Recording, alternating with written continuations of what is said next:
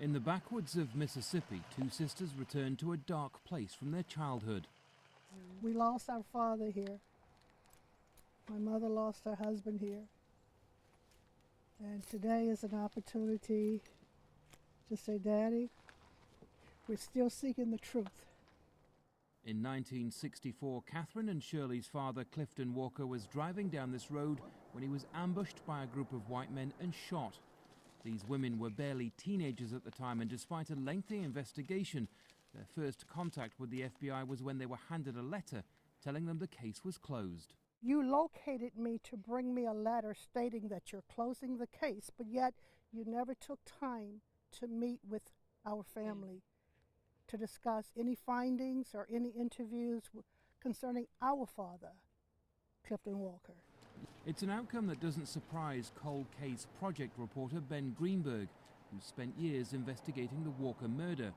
He claims the FBI agents assigned to the case didn't appear to have the resources or will to thoroughly investigate the racially motivated killing.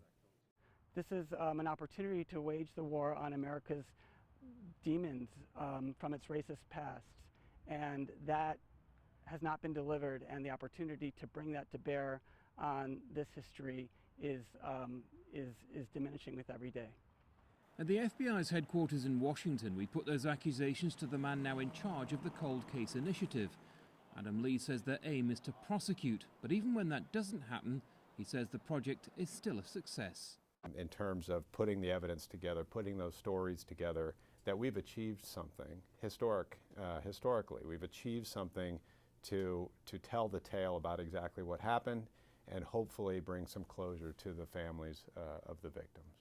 Since the Cold Case Initiative began in 2006, no one has been brought to justice, although the FBI say they're confident prosecutions will follow.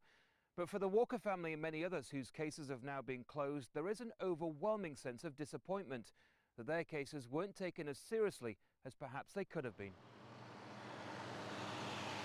For many in the Deep South, cases like Clifton Walker's murder are an open wound, a reminder of a time many would rather forget. But for some, it's a wound that will never heal. We want the world to know we will never stop. And we can't say it's justice. Justice? What is justice? It will never be served. Justice has not been served. Andy Gallagher, Al Jazeera, Woodville, Mississippi.